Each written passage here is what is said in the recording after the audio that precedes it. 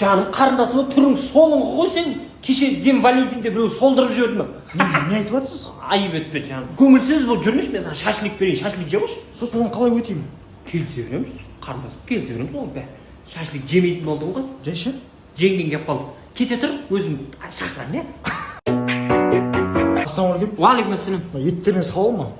Халал ғой. Бопты онда ма? Ей, мал. Харам десе кетіп қаласың. Халал десе аласың ғой. Сондай ма? Ажыратып алсаң айбын ау. Бұйырса тауға шайнадық класстастармен. Сол пландап қойдық қой. Міне шығарсың.